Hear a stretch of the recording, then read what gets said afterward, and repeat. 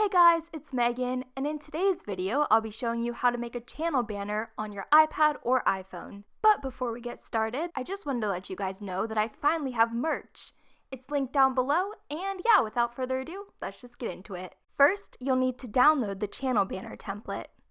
I couldn't get it to download on my iPad, so I just downloaded it to my laptop and airdropped it. To do that, click the button in the upper left, click airdrop, and select your device.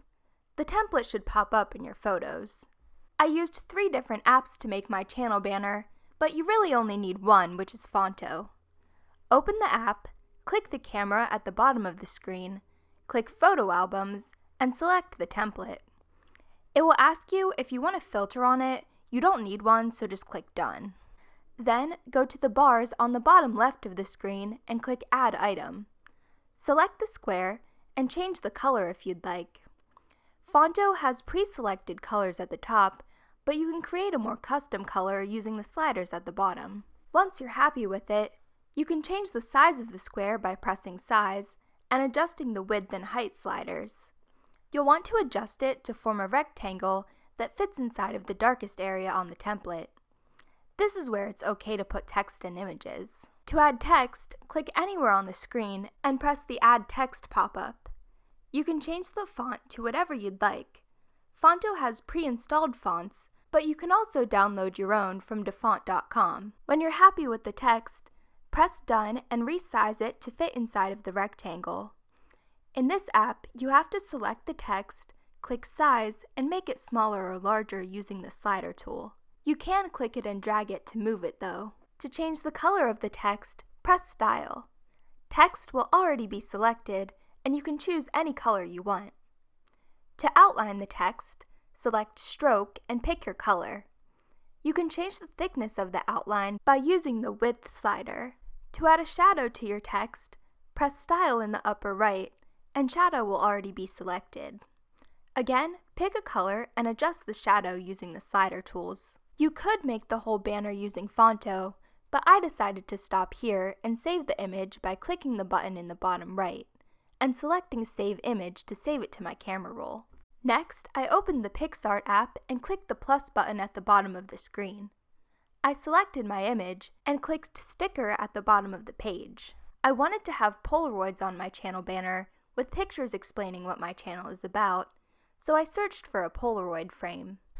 I selected one I liked and pinched and twisted it to resize it.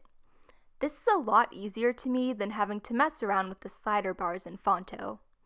To add more stickers, click Sticker at the bottom of the page and continue arranging them until you're satisfied with the layout. Picsart has a huge library of stickers, and you can add in your own photos too. To do that, press Add Photo at the bottom of the page and select your image. Obviously, you'll have to scroll through your photos to find the one that you want, but I didn't need the whole internet knowing my business, so I didn't show that. Resize the photo the same way that we did the stickers, and match it up to the Polaroid as closely as possible. Since the Polaroid frames I chose weren't PNGs, I used the Layer tool in the upper right to move the photo behind the Polaroid, selected the Polaroid, and used the Eraser tool to reveal my image underneath. If you need to make the eraser smaller or larger, click the eraser at the bottom of the screen to adjust it. I did the same thing for the other Polaroids. I wanted to add text to the Polaroids, so I clicked the text button at the bottom of the screen and typed out the word I wanted. After you've written the word, click the check mark in the upper right, and you can change the color and font using the tools at the bottom of the screen. Of course, the text can be resized and rotated as well. I repeated this for the remaining Polaroids and wrote new videos every week underneath my name. I don't have a specific video schedule since I don't want to commit to something and then let you guys down, but at minimum I try to post once a week, usually between Thursday and Saturday. Anyways, once that was done, I saved the image by clicking Apply and Next in the upper right and saving the image to my photos. To finish the channel banner, I used the Autodesk Sketchbook app. Click the button in the upper left, New Sketch, and enter the dimensions as 2560 by 1440. Press Create and select the Add Image button in the toolbar at the top. Import your image and make sure it lines up with the white space. When it looks good to you, click Done. I wanted to add stars to my channel banner, so I clicked the plus sign on the right to add a new layer, selected my brush and color, and drew stars all over the blue area. When I finished, I selected the picture layer on the right and clicked the plus button again to add another layer. For the rest of the banner, I clicked the color tool and selected the eyedropper. I dragged it to the blue part so that I could have the same color and filled in the background using the tattoo inker brush. Then I selected the layer with the stars and finished drawing them all over the banner. When I was ready to save it, I clicked the button in the upper left, clicked Share, and airdropped it to my computer, since unfortunately YouTube doesn't let you change your channel art on mobile.